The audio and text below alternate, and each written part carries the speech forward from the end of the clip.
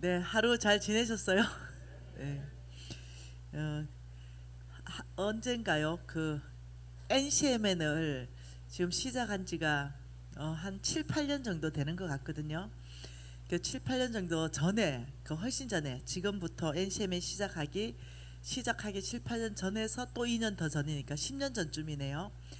이때 이제 NCMN을 시작하기 위해서 기도하는 시간들이 한 2년 정도 있었습니다. 그래서 이제 홍성근 목사님하고 또 우리 유진 아빠하고 저하고 어떻게 하나님 NCMN에게 말씀하시는가 이런 전략들을 듣고 이러는 중에 도저히 이해하지 못하는 말씀 중에 한 말씀이 뭐였냐면은 예방의학에 대해서 말씀하셨어요. 예방의학. 그 NCMN이 어떤 예방의학의 한 부분에 대해서 말씀하시고 우리는 그것을 가지고 굉장히 많이 고민을 했었습니다. 그러면서 이제 예수님이 성장했던 자랐던 그 모델을 저희들이 보게 되었어요. 예수님은 키가 자랐죠. 예수님은 또 영적으로도 성장했죠. 그러면서 이 예수님이 자란 모델을 성경 안에서 보면서 예수님이 키가 자라는 것은 어떤 육적인 성장을 또 말씀하시고 예수님이 또 어떤 영적인 성장을 말씀하시고 또 예수님의 육적인 성장을 위해서는 또 뭐가 어떤 것들이 필요한가, 영적인 성장을 위해서 어떤 것이 필요한가, 사회적인 성장을 위해서 어떤 게 필요한가, 예수님의 어떤 성장 모델을 보면서 이 건강한 교육에 대해서 저희들이 얼마나 중요한가를 이제 배우게 되었습니다. 그래서 이 교육을 위해서 학교를 만든다면 그러면 육적인 성장을 위해서는 뭐 운동장부터 체육관부터 여러 가지 것들이 따라오잖아요. 그러면서 이제 많은 것들을 저희들이 주님으로부터 이제 전략들을 세우기 시작했습니다. 그래서 대안학교가 아니라 기독교 학교, 이거는 대안이 아니다. 그래서 이거는 기독교 학교로 가야 된다. 왜 기독교 학교가 대안학교인가? 대안학교라는 것은 말 그대로 대안이잖아요. 그게 아니고 이것이 오히려 더 이 어떤 정규 교육이 아닐까 생각이 드는 거죠. 그러면서 이제 이 예방 의학에 대해서 접근하는 데 있어서 많은 어려움이 있었습니다. 홍성근 목사님께서 이 어떤 병이 발병하고 난 다음에 이 잃어버리는 그 사람들 잃어버리는 손실이 너무 크고 병이 발병하고 나면 그것을 이렇게 고치는데 너무 많은 경제가 이 낭비가 되니 어떤 이 예방의학 할 수는 없을까, 이걸 이제 말씀을 하셨고 뭔가 좀 연구실을 좀 차려서 어떻게 하면 예방의학을 할 수 있는가 이런 식으로 말씀을 하셨기 때문에 저는 바로 이 행동가입니다. 그래서 제가 바로 이 박사들을 불러서 연구실을 차렸습니다. 개인 자본을 들여가지고. 그래서 그 연구실을 운영하다가 이 연구실을 운영해서 예방의학 차원에 전 세계를 섬기는 예방의학 차원에 갈 수 없다. 지금 이렇게 해가지고는 이런 것을 하면서 하나님 앞에 간절히 기도했죠. 어떻게 하면 이 예방의학으로 갈 수 있습니까? 이제 이런 걸 굉장히 고민하게 됩니다. 그러는 중에 이제 이런 일이 발생했어요. 이제 이 아들이 안 나오네요. 우리 아들입니다. 그 앞에 아들도 우리 아들이고 뒤에 아들도 우리 아들입니다. 우리 유진이가 24살에 이제 장가를 제가 보냈잖아요. 그래서 장가 보내기 전에 이 와이프한테 얘기를 해줘야 되는 거죠. 이 병이 없다는 거. 그래서 제가 피검사하고 종합검사를 했는데 큰일 난 거죠. 24세의 청년이 신체 나이가 56세인가 이래 나왔어요. 기대 수명은 60 몇 살이 나왔어요. 그리고 고혈압, 당뇨병, 고지혈증, 버젓이 오만 병을 다 가지고 있는 거예요.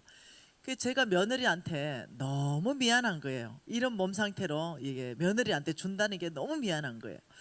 그래서 어떻게 할까 생각하다가 유진아, 우리 정말로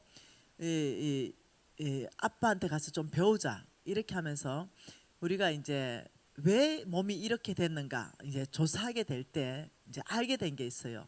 그게 뭐냐면 계속 띄워주면 좋을 것 같아요. 이게 뭐냐면은 너무 과잉 섭취된 것들이 독소로 누적되고 너무 또 섭취해야 되는 영양소는 결핍이 일어나고 이러면은 비만으로 가요. 그렇게 되면은 이제 대사증후군으로 간다는 거죠. 그래서 많이 독소가 쌓여 있는 것들은 빼주고 많이 결핍되는 것은 채워줘야 된다. 이렇게 해서 며느리한테 약속했습니다. 아무튼 내가 잘 몸을 만들겠다. 이렇게 해서 이제 했는데 요것이 지금 딱 4개월 만에 일어난 일입니다. 4개월 만에 거의 117kg에서 시작했어요. 그리고 지금 85kg입니다. 현재. 이렇게 하면서 고혈압, 당뇨, 고지혈증 모든 병이 다 끝나버렸어요. 자, 이게 옆모습이죠. 자, 이게 앞모습입니다. 자, 이것이 뒷모습입니다. 그래서 이 아이가 그리고 얼굴 자체도요 완전히 달라져 버린 거죠. 이 얼굴에 보세요, 뚱했는데 아주 핸섬 보이로 바뀌어 버린 거예요. 아, 이러면서 이 아이가 자신감이 딱 붙는 거예요. 네, 그러면서 아빠가 하는 그 오래진 이 약이 뭔가 도움을 크게 준다는 걸 알게 되었습니다. 아, 이거 테스트 좀 더 해보고 싶은 걸 이렇게 하면서 이 사람을 테스트했습니다. 이 사람 배 한번 봐보세요. 이 배, 거의 얘 배하고 거의 똑같지 않으세요? 예, 이 사람 지금 이 사람을 좀 테스트 해보자. 이렇게 해서 동일한 오레진 다이어트 바, 이 오레진 밸런스 바로 가지고 이거는 살 빼는 게 아닙니다. 치유입니다. 그러니까 독소를 빼주고 영양을 채워주는 거예요. 그래 했더니 결과가 이 사람이 이렇게 배가 홀쭉하게 되더니 이렇게 됐습니다. 네, 아주 핸섬하게 바뀌었죠. 이게 한두 사람 해서 되는 게 아닌데 그러면 좀 더 다른 사람한테 또 해보자 해서 이분은 시드니에 우리 이 네트워커 목사님이십니다. 네, 이 목사님에게도 시드니에서 원격으로 우리가 한번 해봤습니다. 그러니까 이분이 이렇게 됐습니다. 두 사진을 비교하면 이렇습니다. 이게 테스트하는 것마다 이 결과가 엄청난 거죠. 그래? 그럼 한 사람 더 해보자. 그러면 살 빼기 어려운 아줌마 한번 해보자. 아, 이렇게 된 거예요. 이 아줌마가 요거는 딱 8주 만에 이렇게 된 거예요. 그래서 굶긴 게 아니라 먹이면서 독소를 빼준 거예요. 그러니까 독소가 빠지니까 살이 빠지는 효과가 이제 나타나고 병이 고쳐지기 시작한 거죠. 그래서 그러면 이 총각도 한번 해보자. 예, 지금 이제 아기 아빠가 됐는데 지금 이 몸 보세요. 네, 근데 이 사람이 이래 됐어요. 예, 완전히 그냥 핸섬한 사람으로 바뀌었습니다. 그래서 이게 되네. 이럴 일이 아니다. 그러면 사람 빠지는 70대 그러면 이 젊은 언니한테도 한번 해보자. 이렇게 하면서 이 70대 언니가 이제 딱 몸매를 되찾았습니다. 네, 이러면서 완전히 빼버린 거죠. 이렇게 하면서 모든 남녀노소 누구나 동일한 결과를 내는 걸 봤습니다. 이럴 게 아니다. 그럼 한 150명 정도 모아가지고 그룹으로 한번 해보자. 이게 되는가? 이 그룹으로 또 들어갔습니다. 몽땅 똑같은 결과가 나왔어요. 그러면서 이제 알게 된 거예요. 살을 빼는 다이어트는 요요가 온다. 그래서 살을 빼는데 굶겨서 하면 안 된다. 먹여야 된다. 이걸 알았고 정확한 걸 먹여야 된다. 이런 것을 알게 되었어요. 그래서 지금 이제 10월 아마 9일인가 아마 이제 2기 한 200명 정도 모아서 또 실험을 하는데요.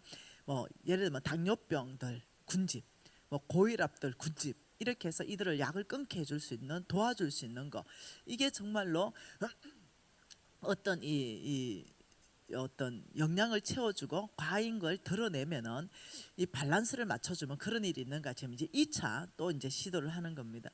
이 일이 왜 이렇게 일어나는가 싶어서 우리는 엊그저께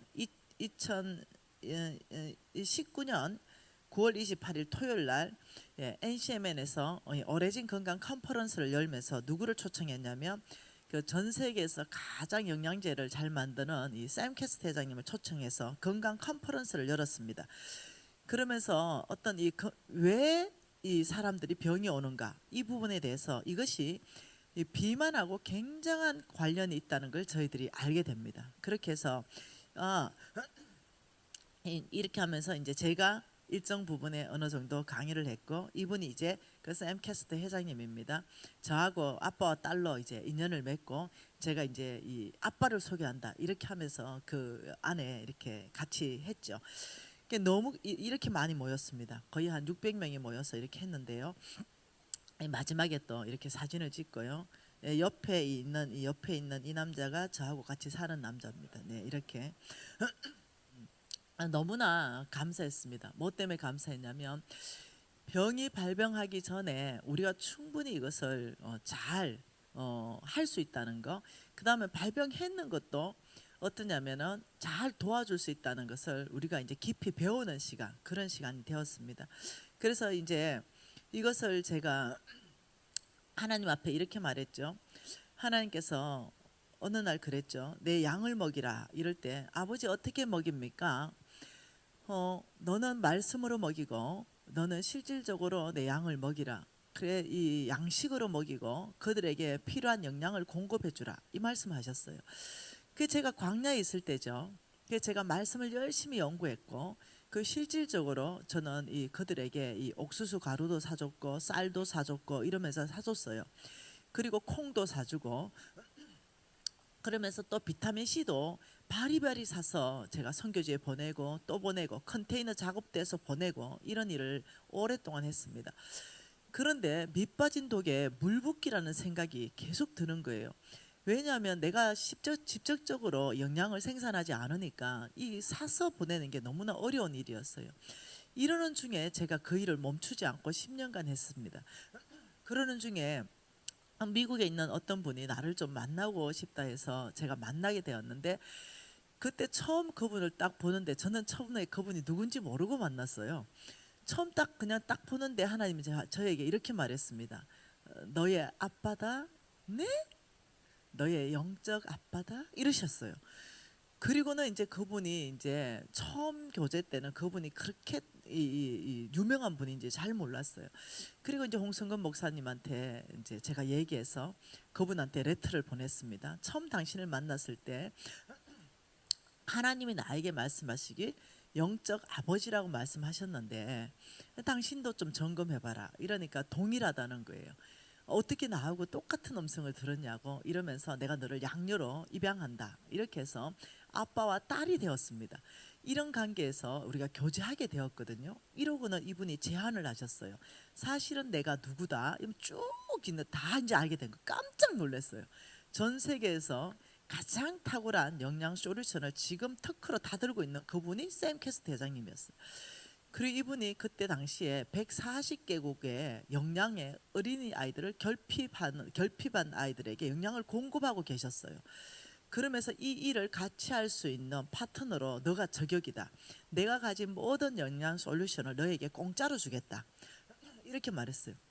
그래서 너무 감사했죠. 그래서 그걸 돈 10원도 안 들이고 공짜로 그 영양 솔루션을 다 받았습니다. 도네이션 받은 거죠.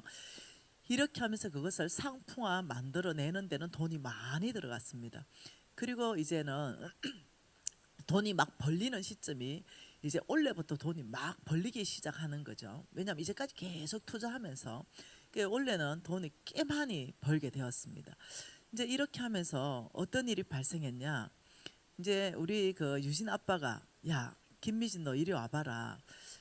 우리가 하나님 손에서 이것을 거저 선물로 받았는데 이것을 우리가 10원도 취하지 말자. 이걸 100% NCMN에 다 주자.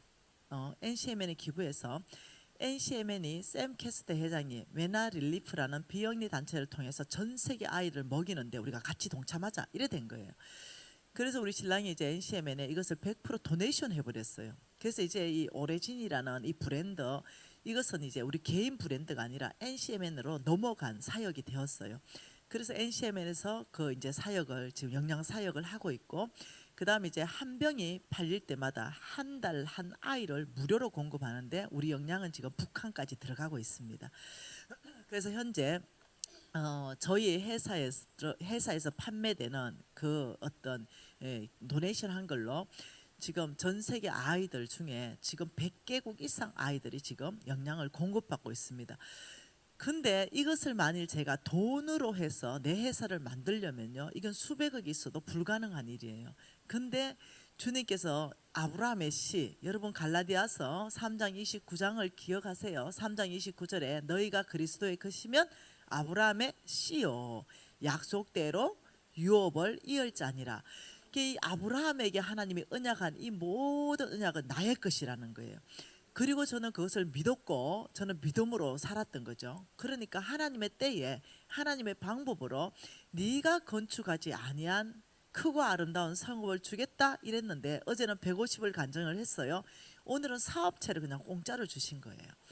그리고 네가 채우지 아니한 아름다운 물건을 가득한 집을 주겠다 했는데 정말로 그런 집이 그냥 정말로 내 생각에는 자고 일어났더니 내게 되어 있었어요. 하나님이 10년 동안 내가 어떻게 신실하게 사는 걸 보셨죠. 하나님 날 테스트 많이 하셨을 거라 생각이 들어요. 매 순간마다 이 아이가 돈을 어떻게 다루는가 이걸 보셨을 것 같아요. 이러면서 놀랍도록 이런 일들이 제 인생 가운데 계속적으로 막 일어나기 시작하는 거예요. 제가 또 다음에 또 간증할 일 있으면 여러분이 놀랄만한 간증이 한두 개가 아니에요. 여러분 만난 지 2년밖에 안 되는데 이 간증이요, 예, 거의 매달에 몇 개씩 생겼으니 이걸 다 어떻게 간증하겠어요? 보통 일이 아닌 거죠. 그래서 내가 노력할 때보다 내가 믿음으로만 100% 살아내니까 하나님이 통로를 여시는 것이 기가 막히게 여시더라는 거죠. 저와 여러분은 지금 누구냐? 우리는 아브라함의 이 언약 백성, 그 안에 언약 경제의 주인공들이라는 걸 이해하셔야 돼요. 그래서 어떠냐면 하나님의 방법과 하나님의 길과 하나님의 원칙대로 여러분이 사업하고 그렇게 살아내야 그것이 나의 것 되는데요. 이럴 때는 여러분의 어떤 환경을 넘어가고 여러분의 상황을 이렇게 넘어가고 이렇게 돌파케 하는 분, 그분이 주님이십니다. 그 안에는 하나님 몇 가지를 보는 것들이 있는 거예요. 그 안에서 우리가 왜 언약 경제와 영적 전쟁인가 이걸 지금 보고 있잖아요. 최고의 어떤 영적 전쟁터라 그러죠. 최고의 영적 전쟁터다. 여러분 여기가 어딘지 압니까? 여기는 경제 영역이에요. 최고의 영적 전쟁은 돈입니다.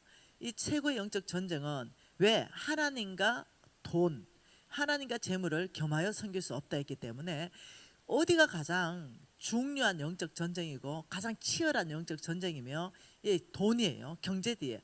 근데 이 영적 전쟁에 승리하기 위해서는 여러분이 아셔야 되는 것이 뭐냐면 생각을 누구한테 내주냐에 따라서 여기서부터 게임이 끝나기 시작하고 이 생각이 어디에 자리 잡는다고요? 마음에 자리 잡으면 이게 어디로 나오냐면 입입니다. 다시 말하면 자, 우리가 이 생각과 마음에 대해서 봤어요. 오늘 우리가 볼 것은 이 영적 전쟁터 한 군데 더 입을 볼 텐데요. 하나님 말씀 한 구절 봐보십시다.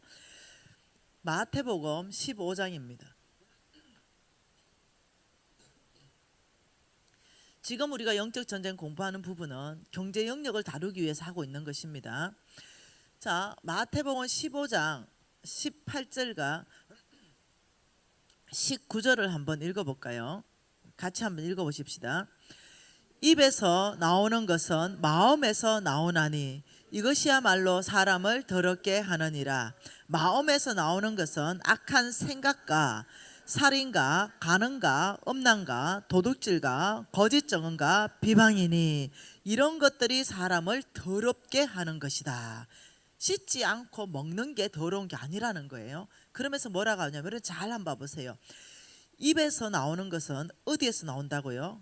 네, 입에서 나오는 것은 그냥 나오는 게 아니에요. 마음에서부터 입으로 나오는 거예요. 그런데 마음에서 나오는 것은 어디서부터 나온다고요? 생각에서부터 나온다는 거예요. 이게 연결돼 있다는 거예요.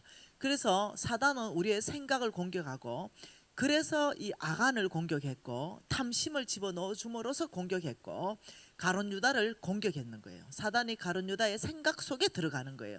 그래서 생각을 장악하면은 놀랍도록 이 생각이 장악되면은 이것이 마음에 완전히 저장되고 마음에 저장된 것은 입으로 나와버리는 거예요. 그 사람이 속에 있는 게 그 바깥으로 나오는 거예요. 그래서 여러분들이 이 세 가지가 영적 전쟁에 연결되어 있다는 것을 여러분 깊이 이해를 하셔야 된다는 거예요. 그래서 오늘 이 입이 얼마나 중요한가 이 부분에 대해서 한번 보고 싶은 거죠. 야고보서 말씀으로 한번 보고 싶습니다. 야고보서 3장입니다.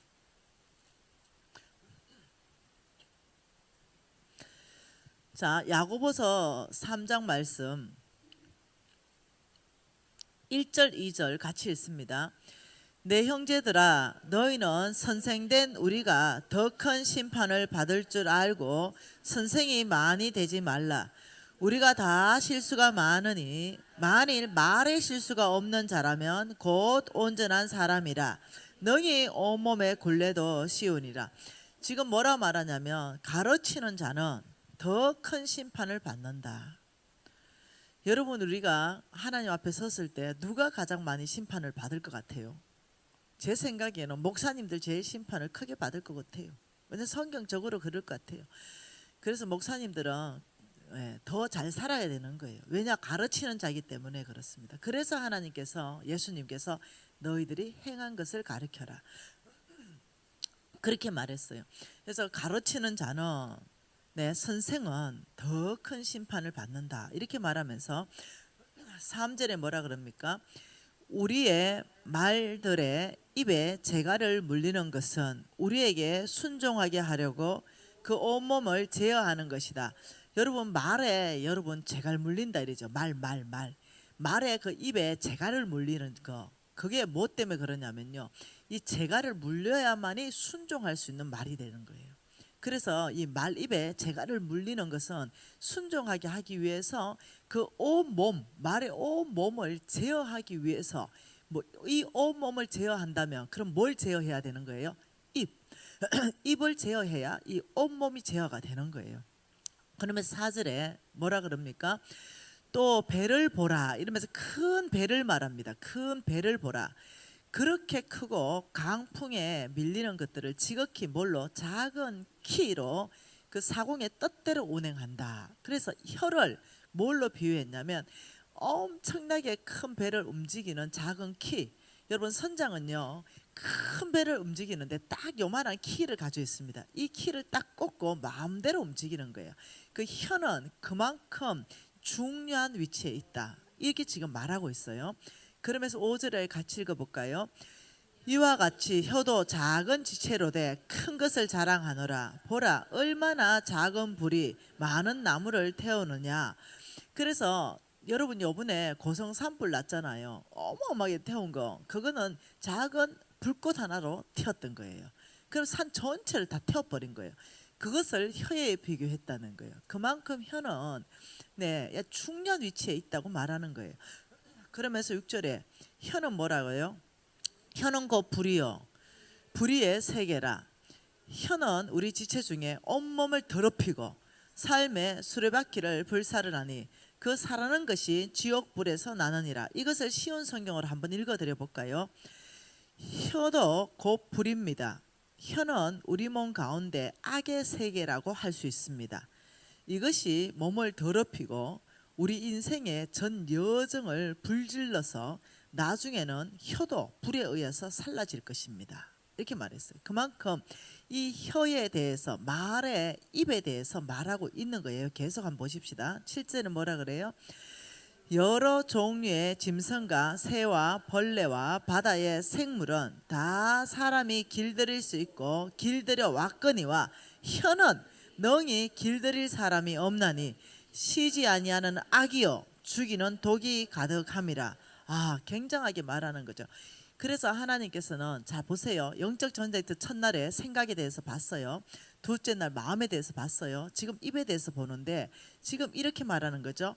요한복음 10장 10절에 도적이 오는 것은 뭐라고요? 훔치고 도둑질하고 그리고 어떻게 해요? 죽이고 멸망시키는 것 뿐이라고 말했어요.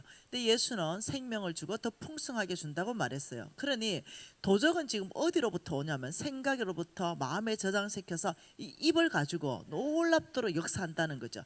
어떤 사람의 입은요 살리는 입입니다. 이 살리는 혀예요. 살리는 말을 많이 하는 거예요. 어떤 사람은 그 살리는 게 뭐예요? 위로하는 말. 그 사람을 위로하고 그 사람을 어떻게 해요? 격려하고 그리고 하나 되고 연합되도록 이 입을 써요. 근데 어떤 사람 입은요, 입을 말을 했다면 파괴돼 버리는 거죠. 관계가 파괴돼 버리고 그 말을 들어보면 마음이 확 상해 버리고 그 말은 관계를 다 이간시켜 버리고 여러분 보통 일이 아니에요. 그 말은 연합을 깨트려 버리고 여러분 이게 교회의 가장 큰 문제라니까요. 그는 뭐 내가 이렇게 말합니다. 이놈은 주댕이가 문제다. 내가 이렇게 말하는 거. 그래서 이놈은 입 때문에 어떠냐면요, 살아나기도 하고 입 때문에 사람이 위로받기도 하고 이 깨진 관계가 다 연합되기도 하고, 또 반대편은 이 입 때문에 연합된 것도 다 깨트려 버리고 죽여버리고 관계를 이간질시켜 버리고. 그런데 잘 여러분 지나간 걸 여러분 생각해 보세요. 나는 이 입이 어디에 쓰임 받았는가? 하나님이, 예수님께서 나는 생명을 주고, 생명이 뭡니까? 깨어진 곳에 연합하는 게 생명입니다. 낙심한 사람을 소망으로 일으키게 하는 것이 그 생명이에요. 네, 나는 위로하고 연합하고 살리는 혀로 나는 있었는가? 아니면 나는 늘 분쟁을 일으키고 시기 질투로 관계를 이간시켜 놓고 조금이라도 내 편으로 끌어들이기 위해서 없는 말을 지어내고, 정말 나는 이렇게 했는가 해보면은 이 내 혀가 어디에 쓰임 받았는가, 이게 어디서부터 문제냐? 생각에서부터 문제가, 여기서부터 내가 장악을 못한 거죠. 사단에게 내줬다는 거죠. 이러면 이제 이까지 가가지고 그게 이제 결과까지 나는 거예요. 그렇기 때문에 여러분이나 나나 지난 날을 쭉 살펴볼 필요가 있어요. 내가 죽게 쓰임 받은 입인가? 내가 이게 사단 악의 영에 대해서 쓰인 이 받은 입인가? 여러분 이것을 하나님께서는 굉장히 주시해서 보고 있다는 걸 이해하셔야 됩니다. 그러면서 모든 짐승은 길들일 수 있는데 그 혀가 길 안 들여진다는 거예요. 그 혀. 왜 그런지 아시죠? 그 뒤에 사탄이 있다는 걸 알아야 됩니다. 내가 말하기 전에 내 입 뒤에 사탄이 있다는 걸 알아야 돼요. 그러면 내가 뭐 말하기 전에 내가 지금 생명을 주는가? 내가 지금 관계를 깨는가?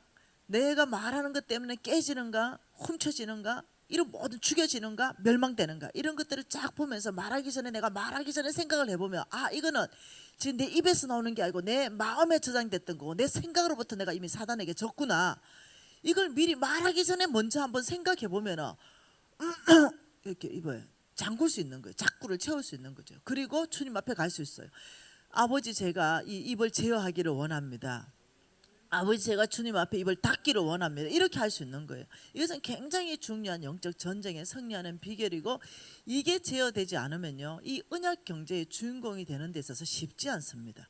이런 부분이 굉장히 중요한 부분이라는 거죠. 여러분 한 번 더 말씀을 한번 봐볼까요? 여러분 이 혀가 악의 영에게 장악되면은 제멋대로 말합니다. 제멋대로. 네, 막 보이는 대로. 네, 주님께 묻지 않습니다. 네, 그리고 입에서 그냥 나오는 대로 말합니다. 이것을 말한다고 하는 것이 아니라 죽긴다 이렇게 말하는. 예, 죽긴다. 그리고 어떠냐? 내 느껴지는 대로, 내 느낌대로, 내 감정대로 그냥 막 쏟아버리는 거예요. 이게 뭐냐? 악의 영이 내 뒤에서 역사한다는 걸 아셔야 된다는 거예요. 그냥 내가 감정에서 나오는 게 아니라니까요. 그게 악한 영이 내 뒤에서 조종해서 입까지 나오려 그러면 입에서 나오는 게 아니라 머리부터 가슴부터 입으로 나온다니까요. 이런 식으로 하기 때문에 여러분이 집안이 깨진다니까요. 그래서 보통은 이렇게 말합니다. 며느리를 잘 봐야 그 집안이 평안하다. 이게 뭐 때문에 알죠? 그 입이에요. 입. 시어머니하고 남편 사이에 숫닥 관계 딱 깨놓는 며느리. 네, 그래서 오죽하면 며느리를 잘 봐야 집안이 편하다 소리가 왜 나오냐면 입을 잘못 놀린다는 거예요. 입을 며느리와 남편 사이에 더 화목하게 하고 더 연합하게 하고, 좀 부족하더라도 좀 서로 좀 뭐 격려해주고, 뭐 일을 안 하고, 요만큼 시어머니 잘못하면 막 이만큼 부풀려 가지고 막 남편한테 말해가 남편도 시어머니를 미워하게 만들어야 직성이 풀리는 며느리, 뭐 이런 거. 네, 안 되거든요. 그럼 또 반대도 시어머니도 마찬가지예요. 예, 이 장가간 아들을 내 아들이라 생각하는 거예요. 내 아들, 장가간 아들을 분명히 하나님이 독립시키라 했는데 그 독립을 못 시키고 이미 남의 아들이에요. 남의 남편이에요. 그런데도 내 아들을 네가 들어와가지고 뭐 이렇게 말하는 거예요. 이러면서 어떠냐, 이 부부 사이를 어떻게 하면 깨놓을까 싶어서 며느리가 별로 잘못하지도 않았는데 그냥 뭐 느낀 대로 감정이 상한 대로 막 쏟아붓는 거예요. 여러분 그게 어디에 영향받는 거라고요? 사단요. 사단은 어떻게 해요? 네, 훔치고 죽이고 멸망시키고 파괴시키고 우리의 모든 집안의 관계를 깨버리고 아, 이런 사람이 교회 가면 교회 관계 깨버리고 지금 이런 거거든요. 여러분 지금 입의 역할을 하는 게 뭔지 아시죠? 입. 이 입이 그래서 엄청나게 중요하는데 이 입을 예, 이 입을 다른 말로 하면 커뮤니케이션이다 이럽니다. 커뮤니케이션.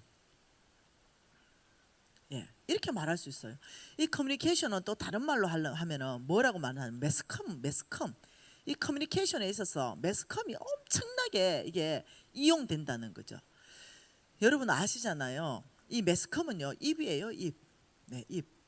그래가 이 매스컴을 통해 가지고 이거 이 입으로 얘기하는 거예요. 다 얘기하는 거죠. 그러면서 여러분 이 공산주의들의 특징이 뭔지 압니까? 공산주의들의 특징. 이 공산주의들의 특징이 뭐냐면요. 놀랍습니다. 폐쇄적입니다. 진리를 보도하지 않고 자기 목적을 위해서 오직 은폐하고 왜곡합니다. 목적 달성을 위해서 일방적이고 아주 편향적인 보도를 하는 거예요. 이게 공산주의 특징이에요. 여러분 북한 인민방송 한번 봐보세요. 어떻게 방송하는지. 진짜 방송할 건 안 해요. 아주 편향적으로 일방적으로 목적을 위한 방송을 만들어가는 거예요. 여러분 그래서 어떠냐면 거의 공산주의가 쓸 때는 제일 먼저 언론을 장악해 들어갑니다. 언론. 여러분 중국 보세요. 지금 어떻게 되어 있는지. 언론을 제일 먼저 장악해서 통제합니다. 그래서 자기 목적대로 방송되지 않는 방송을 먼저 죽입니다. 다 죽이는 거죠. 자기 목적에 반하는 말을 하면 그 사람들 다 죽여나가는 거. 이게 어떠냐면 전형적인 공산주의가 커뮤니케이션, 매스컴을 이용해서 자기 저변 세력을 확대하는 거거든요. 이게 지금 바로 뭐냐면 입하고 연결되어 있다는 거예요. 그 여러분들이 무엇을 기억해야 되냐면 이 입이 엄청 위험할 수 있구나. 이 잘못 놀렸다거나 하나님한테 진짜 죽을 수도 있겠구나. 이걸 늘 생각해야 돼요. 그래서 한 번 더 봐볼까요? 마태복음 마태복음 15장 한번 봐보십시다. 한번 봤는데 또 봐보십시다. 마태복음 15장 다시 봐보십시다. 한 번 더 깊이 마음에 넣으세요. 19절에 입에서 나오는 것은 어디에서 나온다? 마음에서 나온다. 마음에서 나오는 것은 어디에 나온다? 생각에서 나온다. 그 생각을 사단이 장악해서 어떤 생각을 넣어준다? 악한 생각, 살인이나 간음이나 음란이나 도둑질이나 거짓 정언이나 이런 것들을 넣어주는 거예요. 이게 지금 어떤 영이 하는 영이냐면요, 악의 영, 개개인에 붙어있는 이 악의 영들의 활동 범위라는 것을 여러분이 이해를 하셔야 된다는 거죠. 야고보서 1장 26절 한번 읽어볼까요? 그럼 우리가 어찌 살아야 되는가? 야고보서 1장 26절입니다. 같이 읽어볼까요? 누구든지 스스로 경건하다고 생각한다면 자기의 뭐를 물려야 돼요? 죄가를 물리지 아니하고는 자기 마음을 속이면 이 사람의 경건은 헛것이다. 어제 경건에 대한 비밀, 큰 비밀을 말했어요. 경건 크도다. 경건의 비밀이요. 이렇게 말했어요. 그는 육신으로 나타난 바가 되었고 이렇게 말했어요. 경건하다 이럴 때는 큰 경건의 비밀은 예수 그리스도가 육신으로 오신 것, 이게 경건의 큰 비밀이라 그랬어요. 그러면 내가 경건한 사람이다 이럴 때는 예수의 모습이 나에게서부터 드러날 때 내가 경건한 사람이라고 했어요. 근데 오늘 똑같은 말씀이 경건하다 이런 사람은 혀에 재갈을 물고 있는 사람이라는 거죠. 그러니까 경건한 사람은 예수 그리스도의 성품이 드러나는 말을 한다는 거예요. 입에 재갈을 물려가지고. 그래서 어떠냐, 내 감정대로 말하고 내가 보는 대로 말하고 내가 느낀 대로 말하고 하려면 내가 이게 다 깨지니까, 그러니까 그걸 안 한다는 거예요. 입에 재갈 물렸기 때문에. 그래서 어떠냐, 내 감정을 거스리고 어떠냐면 진리 가운데서 반응하기 시작한다는 거죠. 하나님은 연합하게 힘쓰고 용서하게 힘쓰고 낙심한 자를 소망에 붙들어 주기를 힘쓰고 격려해 주기를 원하지 깨는 걸 원하지 않기 때문에 내 느낌과 어떤 내 생각은 여기에서 내가 공격받았을지 모르지만 입에 또 한 번 우리가 이길 수 있는 거, 입에 재갈을 물리면 이 생각을 또 어떻게 해요? 연결되어 있기 때문에 이 생각에서부터 사단이 어떻게 나를 공격하는가 알게 되고 다시 생각을 바꿀 수 있다는 거예요. 그래서 경건한 사람은 항상 입에 재갈을 물리고 있다. 그러면서 이 경건한 사람은 어떤 사람이 경건하고 진정한 경건한 사람인가? 27절에 뭐라 그럽니까? 하나님 아버지 앞에 정결하고 더러움이 없는 경건은 곧 과와 가부와 그 환난 중에 돌보고 새 속에 물들지 않는다. 돈으로 말하는 거예요. 여러분, 돈과 경건한 삶이 굉장히 연결되어 있다는 걸 이해하셔야 됩니다. 그래서 하나님이 보시는 그 경건은 놀랍지요. 여러 성경 구절 안에 동일한 말들이 많습니다. 정말로 정결하고 더러움이 없는 깨끗한 경건, 정말 경건하다 하는 것은 뭐냐 하면은 너희들이 재물이 어디로 가는가, 말씀대로 믿음으로 사는가, 아니면 이 재물에 이 재물 뒤에 악한 영, 이 영에 사로잡혀서 만몬에 사로잡혀서 다 내 거, 내 유익을 위해서 하나님께는 인색하고 오직 나만을 위해서 사는 사람, 이 사람이 뭡니까? 여러분, 어저께는 만몬에 대해서 봤어요. 만몬에 대해서 봤고, 오늘 지금 속부의 정의 두 개가 이미 우리 다 배웠습니다. 그죠? 첫 번째가 뭐라고요? 자기에게 부여하고 하나님께 인색한 삶, 이 속부라 그랬습니다. 두 번째는 부정직한 삶. 이 부정직하더라도 돈을 위해서라면 거짓말을 일삼는 삶, 이런 삶, 이 부정직, 이런 사람들 다 속부라 그랬어요. 세상에 속한 부자. 그 지금 하나님은 너 입에 혀에 재갈을 물려야 경건한 것이고, 진짜 경건하다면 말이 달라지고 너희들의 진짜 삶의 환경이 달라진다는 거죠.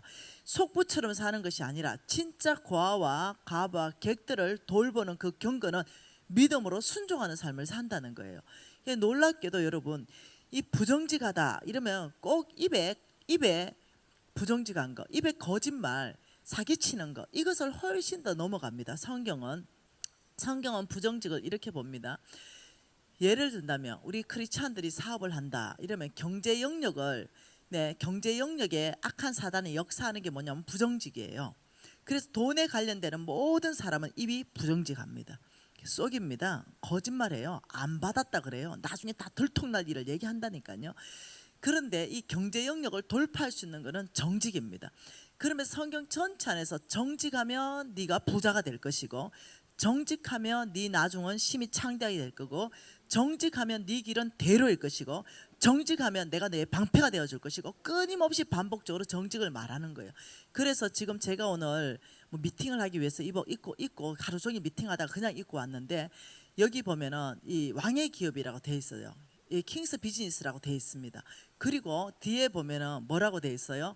인테그리티라 돼 있어요. 정직이죠, 정직. 이거 정직이란 단어 아닙니까? 그러니까 우리 왕의 기업에, NCM의 왕의 기업에 400개 조금 넘는 기업들이 지금 무엇을 외치고 있냐면 정직한 경영, 투명한 경영, 이걸 지금 외치고 있고, 실제로 그래야 하기 위해서 부정직을 다 없애고 진짜 그렇게 나가고 있어요. 그러면서 정말 이렇게 하면서 오히려 더 하나님께서 축복하는 것, 이거 우리가 경험해야 된다. 이걸 지금 대운동으로, 지금 정직의 운동으로 펼치고 있어요. 이런 게 부정직이라는 거예요. 예를 들면 여러분, 그 녹용이라는 거 있죠. 녹용이다 이러면 당연히 녹용에 대한 이 효능이 있어요. 효능. 그러면 내가 만일 어떤 녹용즙을 판다, 녹용즙, 그러면 녹용에 대한 효능, 녹용에 대한 어떤 효능을 내가 선전할 거 아니에요. 그 녹용이라는 일반적 효능이 있단 말이에요. 그걸 이제 녹용에 대한 일반적 효능을 다 선전한단 말이에요. 근데 이제 녹용즙을 만든 사람이 부정직한 사람이라면 일반적인 효능은 다 선전하면서 녹용은 어떠냐면 돋보기 갖다 들이대야 볼 수 있는 프로테지 뭐 0.001% 뭐 이래놓고 녹용즙 이러면은 이게 부정직이라 한다는 거예요. 이거는 녹용즙이 아니고 사슴이 목욕한 거잖아요. 이를 녹용즙이란, 이게 어떠냐, 부정직하다는 거죠. 그래서 제가 이런 부분에서 철저하게 우리 왕의 기업에게 너희들이 선전한다면 선전하는 데 있어서 일반적 효과가 나와야 된다. 그럼 녹용이라는 효과를 했으면 녹용 몇 퍼센트가 그게 함유돼야만 그 선전하는 효과가 나는가? 그 프로테지가 들어있어야 이게 정직한 기업이다. 여러분, 제가 여러분 교회 왔을 때도 이미 어떤 사업을 하고 있었지만 일체 말 안 했습니다. 이유가 뭔지 아십니까? 혹시 김미진 또 돌아다니면서 뭐 약장사 한다 이럴까봐. 완전 NCMN에 100% 도네이션 하고 난 다음에 이제 제가 비로소 얘기하고 있는 거예요. 저희 제품 중에 하나가 어떤 제품이 있냐면 이게 에이스 제놀이라는 게 있습니다. 에이스 제놀. 이 제놀. 에이스 제놀이라는 게 있는데 이 제놀이라는 것은요. 어느 성분을 말하는 거예요. 그래서 이 제놀은요. 공업용 제놀도 있고 의료용 제놀도 있고 이 제놀이 많아요. 그리고 공업용 제놀 뭐 이런 제놀 가지고는 뭐 오만 걸 또 만들 수 있어요. 근데 모든 게 다 어떠냐면 제놀이에요. 예를 들면 비타민 C 이런 뭐 합성 비타민 C도 있고 천연 비타민 C도 있고 막 이렇듯이 다 이렇게 그냥 비타민 C 이렇듯이 그냥 제놀이에요. 그런데 우리가 에이스 제놀을 만드는데 제가 이제 놀란 게 뭐였냐면 이 제놀의 가격이 1등급, 2등급, 3등급 쭉 있더라는 거예요. 그 1등급 제놀의 이 가격과 2등급 제놀의 가격이 하늘과 땅 차이라는 걸 알게 됐어요. 그래서 대부분 이 제놀이 쓰여 있는 것이 2등품 제놀을 썼다는 걸 알게 되었어요. 그런데 이 에이스 제놀을 우리가 만들 때는 뇌 질환에 도움을 주기 위해서 만들었거든요. 뭐 치매라든가 이런 기억력, 여기에 어떤 또 염증 제거, 그러려면 이 대뇌를 뚫고 제놀 성분이 들어가야 돼요. 근데 대뇌의 혈관은요 무지하게 얇아가지고 이걸 2등급 써가지고는요 뚫고 못 들어가요. 오직 1등급 제놀, 그것도 1등급 중에도 최상급을 써야만이 대뇌까지 그걸 뚫고 들어가서 어떤 치매의 증상을 개선한다든가 도움을 줄 수 있는 부분에 효과가 나타나기 시작하는 거예요. 근데 이 1등급을 쓰면 가격이 어마어마하게 비싸져야 돼요. 그런데도 비싸지 않게 팔아야 되는 거죠. 그러면서 여러 차례 2등급 제놀을 쓰면 염증은 좀 잡을 수 있지만 대뇌 치료는 안 되는 거예요. 어떤 도움을 줄 수 없는 거죠. 그래서 여러 차례 홍 목사님하고 기도하고 이러면서 1등급 제놀만 쓰는데 1등급 중에도 가장 상위급 이것만 쓰기로 결정했어요. 그러면서 어떻게 이걸 에이스 제놀을 만들어서 병원에 공급했습니다. 그 병원 의사들이 놀라는 거예요. 실화입니다, 실화. 어떻게 이런 결과가 나냐고 놀라는 거죠. 그래서 이것이 뭐냐면요, 정직하다 이거예요. 우리가 에이스 제놀을 선전할 거 아닙니까? 그 선전한 효과가 날 수 있는 함량을 저희들이 다 집어넣었다는 거예요. 이것이 제놀을 조금 넣어놓고 이 제놀의 성분에 대한 일반적 성분은 뭐 많거든요. 이런 것들을 선전하면서 실제로 효과가 나지 않은 제놀을 쓰거나 작은 함량을 할 수가 없는 거예요. 1등급 제놀에도 몇 프로 이상 들어가야만 그 효과가 나는 그걸 다 집어넣었다는 거예요. 그래서 제가 말하는 게 뭐냐, 이것은 나중에 소비자들이 알아줄 것이다. 그 지금은요 처음에 굉장히 어려웠습니다. 처음에 적자 났지요. 근데 이제는 어떠냐, 소비자들이 알아주고 찾습니다. 왜냐하면 이 어머니들이 크게 기억력에 도움을 받고 막 이러니까 이제는 이 소비자들이 더 알아주는 거예요. 그래 하면서도 저희들이 낮출 수 있는 최선의 가격을 다 낮춘 거예요. 그래서 우리 회사는요 다단계를 못합니다. 네트워크 사업을 못해요. 이유는 뭐냐, 마진이 없어서 할 수가 없어요. 그거는 마진이 많아야 단계를 주고 또 주고 단계를 주고 또 주고 이래 할 수 있는데 그걸 할 수가 없어요. 우리는 오직 직판입니다. 그리고 혹은 방판, 이제 어떤 이 중간 판매자가 소개해서 판매하는 거, 이거 외에는 할 수가 없어요. 그래서 사람들은 김미지 무슨 다단계 아니면 아니요, 저는 다단계 다쳐도 한 적도 없고 앞으로도 할 생각이 없고 안 합니다. 이게 우리는 무조건 그냥 한 사람이 그냥 한 사람 판매하는 거, 이것밖에 안 되는 거예요. 마진이 그 구조가 되지가 않습니다. 그래서 제가 여러분에게 말하는 것은 이 정직하다 부정직하다, 이게 뒤에서 누가 조정한다고요? 악한 사단 만문이 하나님과 재물을 겸하여 섬길 수 없는데 여기서부터 부정직을, 생각 안에서부터 부정직을 넣어주는 거예요. 이 부정직 하면 왜? 돈이 많이 벌 거야. 여기서부터 생각이 장악되기 시작하면은 한우를 둔갑시켜 가지고 수입육을 한우로 둔갑시키고 이런 일들이 막 발생하기 시작하는 거죠. 우리가 이해하셔야 됩니다. 어디가 악한 영이 장악한다고 얘기한다고요? 생각부터 해서 마음으로 이것을 깊이 이해를 하시게 돼야 돼요. 그래서 이 악한 영이 하는 이 벌써 시간 이래 됐어요? 시간이 왜 이래 빨리 가죠? 그래서 한 구절 봐보십시다. 이 악령들이 하는 데 있어서 하나님께서 얼마나 많은 시간 안에 말씀하셨는지, 자 시편이 있습니다. 시편 이 시편에 대해서 혀에 대해서 얘기할 때는 이건 사람과의 관계에 대해서 말합니다. 사람과의 관계에서는 시편이 말하고 이 잠언서에 대해서는요 하나님과의 관계에 대해서 무엇을 말하냐면 입에 대해서 말합니다. 입에 대해서 먼저 시편 보십시다. 52편 2절 말씀 보십시다. 시편 52편 2절입니다. 시편은 사람과의 관계라 그랬죠. 뭐라고요?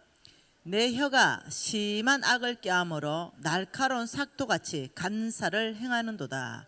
이 혀로 인해 가지고 참 이 혀가 간사롭게 사람과의 관계 안에서 다 깨트려 버린 걸 얘기합니다. 141편 3절도 한번 봐보십시다. 141편 3절. 141편 3절에 하나님 뭐라 그럽니까? 내 입술에 파수꾼을 세우시고 내 입술의 문을 지키게 하십시오. 여러분 이게 제갈물려라는 겁니다. 제갈물려라. 자, 그러면 잠언서에는 여러분 툭툭툭 지나가도록 하겠습니다. 이 잠언서 4장 24절 보십시다. 잠언서 쭉 한번 지나가 볼게요. 잠언서 4장 24절에 뭐라 그럽니까? 구부려진 말을 내 입에서 버리고 삐뚤어진 말을 내 입에서 멀리하라. 이 말은 소망의 말을 해라 이 말입니다. 네, 하나님 말씀에 예레미야 29장 11절에 너희를 향한 나의 생각은 평안이요 재앙이 아니다. 이렇기 때문에 너희들이 삐뚤어진 말 하지 말아라. 소망의 말을 해라. 10장 11절도 마찬가지입니다. 10장 11절입니다. 같이 읽을까요? 의인의 입은 생명의 샘이라도 악인의 입은 독을 머문고 있다. 생명의 말을 하라는 거예요. 이 독 죽여버리고 깨버리고 이런 말을 하지 말고 하나님이 의인에 대해서 뭐라 했습니까? 여러분 우리 이미 다 배웠잖아요. 하나님께서 속부의 재물을 취해서 누구한테 준다고요? 의인에게 준다. 이때 이 의인은 로마서의 정의는 오직 믿음으로 말미암아 사는 것이 의인이다. 시편 37편의 정의는 의인에 대해서 뭐라 했어요? 은혜를 베풀고 줄 아는 사람이 의인이다. 오늘 지금 잠언서 말씀에 의인의 입은 살리는 말을 한다. 이게 다 연결되어 있다는 거예요. 그래서 하나님이 의인이라 이럴 때는 그 입에 생명의 말을 하는가, 격려의 말을 하는가, 위로의 말을 하는가, 연합된 말을 하는가, 소망의 말을 하는가, 이것이 의인의 입술이고 이 악인의 입술은 이 독이 나와버리는 거죠. 독은 어때요? 사람을 죽여버리는 거예요. 그러면서 어떻게 막 독설을 퍼부는 사람이 있죠. 독설가들 막 독설을 막 퍼부면서 예를 들면 아버지 저는 재물을 주시면 잘해보겠습니다. 이게 불가능하다는 거예요 지금. 그렇기 때문에 하나님이 의인이다 이럴 때는 이 영적 전쟁에서 이 입에 재갈을 물려야 된다는 거예요. 한 구절 더 봐보십시다. 네, 11장 13절도 한번 봐보죠. 얼마나 많이 하나님께서 얘기하는지 봅시다. 11장 13절에 뭐라 그래요? 두루 다니며 험담하는 자는 남의 비밀을 누설하나 마음이 신실한 자는 그것을 숨긴다. 마음이 신실한 자는 의인입니다. 이 의인은 어떠냐면 남의 험담하는 것이 아니라 말 못할 사정이 있겠지. 하나님 앞에서만 오히려 기도해주고 오히려 그것을 옆에 가서 막 핑기지 않는. 여러분 입산 사람 있죠? 입산 사람 못 참는 사람 있죠? 이 사람한테 알면은 전 교인이 다 아는 거 있죠? 이거 진짜 하나님이 안 좋아해요. 네, 그러니 이 두루 다니며 험담하는 자는 이 남의 비밀을 누설하고 그것으로 인해 가지고 그 사람을 죽여버리는 거예요. 여러분 깨끗하면 얼마나 깨끗할까요? 내가 깨끗하고 그 사람이 더럽다 그러면 나하고 그 사람하고 얼만큼 차이가 날 거예요. 하나님 앞에서는요 100보 200보입니다. 100보 200보 비슷비슷하다니까요. 왜냐? 말씀이 기준이기 때문에 그럽니다. 너희들아 마음의 업력을 품으면 너는 벌써 간음했다 이랬기 때문에 그 말씀에 한번 비춰보세요. 깨끗하면 얼만큼 깨끗한지. 나는 마음에 간음했고 저 사람은 진짜 간음했어요. 그게 100보 200보라니까요. 하나님 앞에. 그게 너무 답답한 거죠. 지는 마음에 늘 간음하고 늘 엄난한 무슨 생각 다 하면서 남이 좀 실수한 가지고 막 이만큼 부풀려고 얘기하니까 하나님이 뚜껑이 열려버린 사건이 모세 사건 아닙니까? 여러분 이제 해야 돼요. 우리 하나님은 인생을 친히 알기 때문에 심각한 죄 있죠. 아주 심각한 죄를 우리는요 육신적인 죄를 봅니다. 예를 들면 어떤 이 성적인 범죄를 굉장히 심각한 죄로 봐요. 심각합니다. 그러나 하나님이 진짜 심각한 죄를 보면요, 다윗 죽었죠. 만일 그랬다면 모세 죽었을 거예요. 진짜 심각한 죄는요, 하나님은요 우상 숭배입니다. 우상 숭배. 얼마나 인간이 연약하고 나약한지 하나님은 그 죄를 철저하게 하나님 말씀하십니다. 회개하고 돌이킬 수 있는 기회를 주죠. 근데 우리는 회개하고 돌이킬 수 있는 기회를 주는 것이 아니라 그 사람을 묻어버리려고 하는 거예요. 내 나님에서 니 들어봤나 이러면서 그러면서 이렇게 말하는 거죠. 하나님, 저 성부되고 싶습니다. 그래서 내가 그거는 불가능에 도전하는 거다. 입에 재갈을 물려라 이렇게 하는 거예요. 여러분 얼마나 심각한지 보십시다. 또 12장 14절도 봅시다. 12장 14절입니다. 같이 읽을까요? 사람의 입의 열매로 말미암아 복록이 족하니 그 손이 행하는 대로 자기가 받느니라. 이 말 잘 읽어보세요. 사람의 입의 열매로 말미암아 복록이 족하다. 이 말은 뭔지 압니까? 재정의 형통을 가져다 주는 두 가지 지금 비법이 이 안에 있습니다. 사람의 입의 열매로 말미암아 복록이 족하다. 자, 이 말이 무슨 말이냐면 이 입이 어떤 입이냐 따라서 복이 오기도 하고 복이 가기도 하고 지금 이 뜻이에요. 자, 창세기에 이렇게 말했습니다. 12장 1, 2, 3절 저와 여러분에게 말씀하신 말씀이죠. 너는 본토 친척 아버지의 집을 떠나라 이렇게 말하면서 이렇게 말했습니다. 내가 너를 통해서 온 땅에 하나님 나라를 세울 것이다. 내가 너를 통해서 아브라함을 통해서 이삭을 통해서 야곱을 통해서 미진을 통해서 여러분을 통해서 내가 하나님 나라를 세울 것이다. 너희들은 언약 백성이다. 그런데 너희들을 저주하면 내가 너희들을 저주한 그 입을 내가 저주하겠다. 근데 너희들을 축복하면 내가 너희들을 축복한 그 입을 축복하겠다. 아, 이게 보통 일이 아니라니까요. 그래 다시 말하면 누가 아브라함의 언약 백성인지 지금 모르잖아요. 그 사람이 확실한 믿음으로 산다 이러면 이 입이 그 사람을 향해서 저주하면 뭐 해야 된다고요? 내 입이 잘못 놀린 거를 말미 안 와가지고 그 입의 열매를 먹는다니까. 입술의 열매를 하나님께서 대적한다니까요. 그걸 이해를 하셔야 된다니까요. 그래서 내가 이렇게 말해요. 제발 입 좀 다물어라. 너희들이 욕하는 그 사람이 아브라함의 심을 어쩌려고 그러노? 너 두렵지 않냐 하나님 말씀이. 주께서 친히 말씀하시기 너를 저주하면 그 저주한 그 사람의 입 때문에 그 사람이 저주받을 것이고 너를 축복하면 그 축복한 그 입 때문에 그 사람을 축복하겠다. 아, 이 아브라함에게는 엄청난 특권이 주어진 거예요. 그래서 사람들이 저를 많이 저주했죠. 초반에 제가 10년 전에 제가 뜰 때 저를 죽이려고 얼마나 많은 사람들이 저를 저주했는지 압니까? 네, 여러분이 인터넷만 들어가도 다 뒤져보면 나옵니다. 그리고 실질적으로 뒤에서 얼마나 저주했는지 알아요. 왜? 저는 최일선 만문과의 한판 전쟁에 있거든요. 최일선에 있거든요. 날 죽여야 돼요. 왜? 수많은 사람들이 죽게 헌신했거든요. 수많은 사람이 돌아왔죠. 그리고 여러분 제 왕의 제정 2 봤지요? 그 불교 보살들이 막 돌아오는 거. 그 수많은 사람이 구원받았거든요. 그 지갑에 핵심이 있었거든요. 하나님 나라 정말 확장했거든요.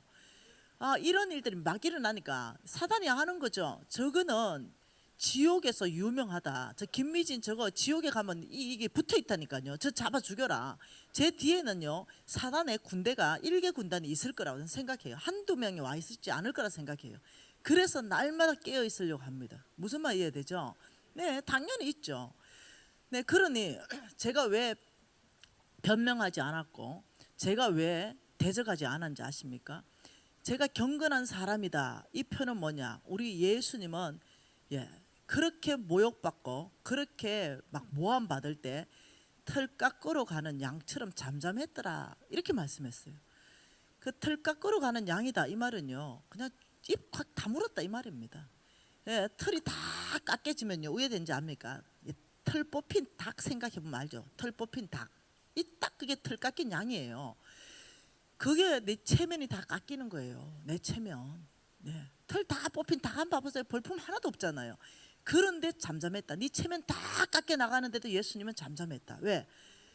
그분은 경건한 분이에요. 그분은 아버지의 뜻을 이루기 위해서 잠잠한 거예요. 그러면 내가 하나님께서 내보고 경건한 삶을 요청했는데 이 경건한 사람 되려면 그들에게 맞대가 싸워야 되겠어요? 예수의 제자로 입을 콱 닫고 있어야 되겠어요? 제가 한 번도 입을 연 적이 없죠. 그리고 주님 앞에 얘기했죠. 다윗처럼 아버지 눈이 멀게 하시고 미치게 하시고 돌아가게 하세요. 막 이렇게. 네. 그러면서 나머지 마지막에는 아버지 저의 원대로 마옵시고 아버지의 뜻대로 하옵소서. 네, 이렇게 했죠. 주님 앞에서는 제가 많이 오겠어요. 오직 이거는 하나님만 알아요. 그렇지만 어떤 누구 앞에도 내가 그 욕을 하고 막 이런 적이 맞대어서 상대한 적이 없습니다. 왜냐하면 혹시라도 실수할까 봐. 여러분 아십니까?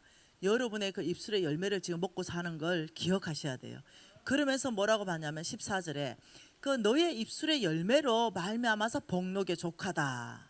그래서 항상 우리의 입술은 믿음의 입술이 돼야 되고 우리의 입술은 늘 주님의 말씀에 기반되는 말을 해야 되는 거예요. 그래 믿음의 말을 하라 이 말입니다. 그러면서 그 손에 행하는 대로 자기가 받느니라. 이 말은 뭐냐면 여러분 이미 공부했습니다. 그 손이 부지런하면 하나님이 부지런함에 대해서 이미 제가 와서 두 번째 와서 공부했지요. 부지런한 자의 손을 하나님께서 어떻게 해요? 풍부하게 축복하겠다. 부지런한 자는 어떻게 경영이 풍부할 거고 부지런한 자는 속히 부자가 될 것이다. 이 말이 잠언서 안에 꽉 차 있죠. 저의 왕의 제정 1, 2에도 꽉 차 있습니다. 여러분이 보강하시면 됩니다. 그 24절에는 재정의 형통함을 가져주는 두 가지 이 비법을 말하는데 입은 믿음의 말을 할 것이요 손은 부지런할 것이다. 지금 이 뜻이에요. 19절 한번 읽어볼까요? 진실한 입술은 영원히 보존되거니와 거짓의 혀는 잠시 동안 있을 것이다. 예, 진실과 거짓은 하나님 반드시 밝히겠다는 거죠. 13장 2, 3절 읽어볼까요?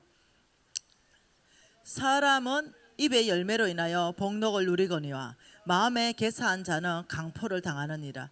입을 지키는 자는 자기 생명을 보존하나 입술을 크게 벌리는 자는 멸망하느라. 입 조심하라는 거예요. 입 조심. 너희들이 입대로 내 들리는 대로 하나님 말씀 있죠. 내 귀에 들리는 대로 행할 것이다. 예, 입은요 창조적인 힘이 있습니다. 하나님이 말씀으로 창조했듯이 하나님의 형상과 하나님의 모양대로 저와 여러분이 창조됐기 때문에 저희들의 입에도 창조하는 힘이 있어요. 어떤 창조요? 낙심한 자들을 위로해버리면요 그 사람이 소망 가운데 확 일어나 버립니다. 이 말 때문에. 그런데 어떠냐면 죽여버리는 것도 이 말로 할 수 있습니다. 그래서 이 입에 대해서 하나님께서는 보통 심각하게 경고하는 게 아닙니다. 14장 15절도 한번 읽어보죠. 어리석은 자는 온갖 말을 믿으나 슬기로운 자는 자기 행동을 상관하니라. 이것도요 입 조심하라 이 말입니다. 15장 4절도 한번 읽어보지요. 온순한 혀는 곧 생무나무지만 패역한 혀는 마음을 상하게 한다. 아 여러분 참 이 말씀을 정말로 심장에 새겨야 됩니다. 16장 24절도 한번 볼까요? 뭐라 그럽니까? 선한 말은 꿀송이 같아서 마음에 달고 뼈에 양약이 되느니라.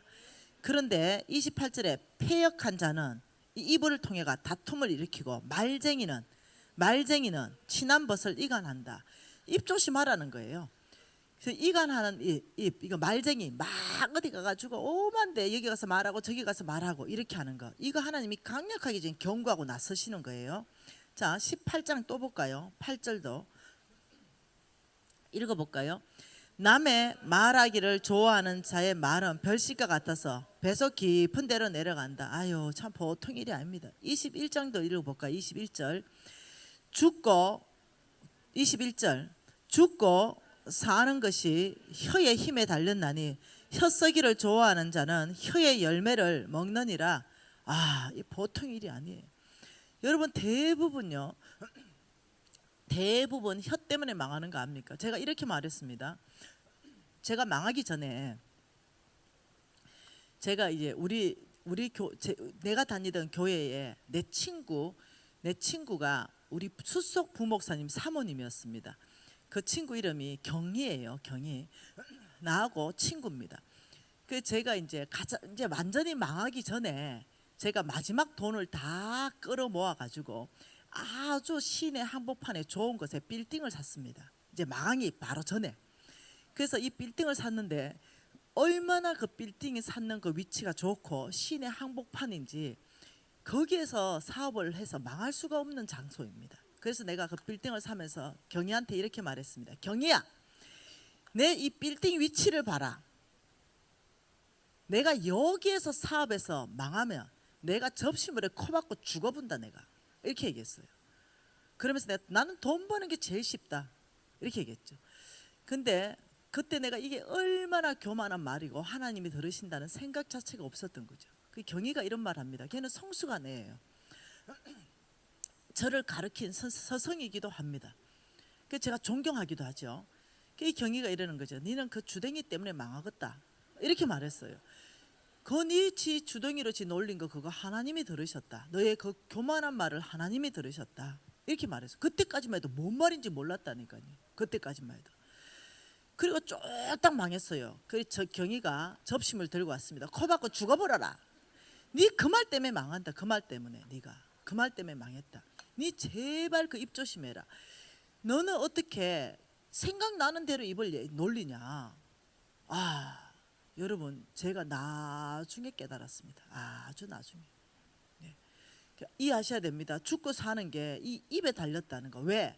하나님께서 내 귀에 들리는 대로 행할 것이다. 이게 보통 문제가 아니라는 거예요. 여러분 좀 심각성이 느껴집니까? 20장 15절도 보십시다. 같이 볼까요? 세상에 금도 있고 진주도 많거니와 지혜로운 입술은 더욱 귀한 보배이다. 여러분 하나님은 보시는 하나님은 금보다도 지혜로운 입술이 귀하다. 하나님은 진주보다도 지혜로운 입술이 나에게는 귀하다. 왜? 그 지혜로운 입술은 하나님 나라 확장하고, 그 지혜로운 입술은 연합시키고, 그 지혜로운 입술은 사람을 소망 가운데 이끌어가고, 지혜로운 사람은 공동체를 살려내기 때문에 나에게 더 귀한 건 금과 진주가 아니다. 그 지혜로운 입술이 나에게 훨씬 더 귀한 보배니라. 또 한 번 볼까요? 19절 볼까요? 또 말씀하죠. 두루 다니며 험담하는 자는 남의 비밀을 누설하나니 입술을 벌린 자와는 사귀지 말아라. 하나님의 경고입니다. 남의 말 막 좋아하고 막 험담하기를 좋아하면 사귀지도 말아라. 그 옆에 있지도 말아라. 왜냐면요, 이게 영적이기 때문에 물들어요. 이게 귀에 있잖아요. 거짓말도 듣고 이러면 어머 그래? 이래가 내가 물든다니까요. 진짜라니까요. 그 뒤에 영의 세계가 있기 때문에 그런다니까요. 말에 파워가 있고 말에 힘이 있기 때문에 그렇다니까요. 거짓말도요, 끊임없이 계속하고 뭐 그 사람이요, 그걸 믿어버린다니까요. 왜? 그 뒤에 악한 영이 어떠냐면 우리 생각에 그걸 믿게끔 넣어준다니까요. 여러분 그래서 이걸 무지하게 지켜야 된다니까. 그래서 어떠냐, 하나님께서는 그런 사람하고는 교제도 하지 말아라. 저는 그래서 말 막 여기 말 막 귀에 막 하고, 여기 말 막 하고 이거 내가 진짜 안 좋아해요. 좋아하지 마세요. 앞으로 그런 사람 앞으로 좋아하지 마세요. 그런 사람 있으면 성경 딱 펴고, 여러분 지금 동그라미 다 쳤잖아요. 네 앉아봐라. 자면서 딱 펴가지고 여러분이 교육하기 시작하세요. 큰일 난다. 네 입 때문에 망하고 싶나? 아니면 입 때문에 복을 누리고 싶나? 우리 입 조심하자. 이러면서 여러분들이 서로 교회를 지켜내야 된다는 거. 이거 계속 있는데 21장 23절도 한번 보십시다. 21장 23절도 같이 읽어볼까요? 입과 혀는 지키는 자는 자기 영혼을 환난에서 보존하느니라. 참 이 보통 일이 아닌 게, 이 입을 지키면 내 영혼을 환난에서부터 보존한다. 환난 당하지 않는다는 거. 입 때문에 환난 당하고 입 때문에 환난 당하지 않는다. 보통 일이 아닙니다. 25장 11절만 읽고 그만합시다. 25장 11절. 경우에 합당한 말은 아로새긴 언장반에 검상하니라. 참 이 보통 얘기 아닙니다. 여러분 그래서 우리가 야고보서 1장 26절에 혀에 재갈 물려라. 경건은 혀에 재갈 물린 것이 곧 참 경건이다. 여러분 우리 경건한 사람 되십시다. 우리 정말로 이 아브라함에게 하나님 약속한 약속만 기억해도, 너가 아브라함의 씨를 저주하면 내가 너를 저주하고, 네가 아브라함의 씨를 축복하면 내가 너를 축복하겠다. 이 약속은 변한 적이 없습니다. 그러니까 여러분이 욕하는 그 사람이 아브라함의 씨 못 잘래요. 이것만 생각해도 하나님 앞에 두렵지요. 우리 오늘 지금 이 시간에 좀 기도하면서 우리가 아버지 이 입 이거 회개합니다. 아버지 정말 이 입 정말 하나님 이 돌이키기를 원합니다. 아버지 이 입에 정말 파수꾼을 세우기를 원하고 이 자갈을 물리기를 원합니다. 아버지 정말 이 입에 정말 제가 죽이는 말이 아니라 정말 살리는 말을 하겠습니다. 여러분 우리가 주님 앞에 회개하는 심정으로 손을 좀 드십시다. 아버지 회개합니다. 아버지 이제까지 제가 잘못 놀렸던 이 모든 입술의 죄를 주님 오늘 이 시간에 용서해 주십시오. 제가 오늘 이 순간부터는 이 입술을 길들이겠습니다. 우리가 통성으로 주여 한번 부르 기도합니다.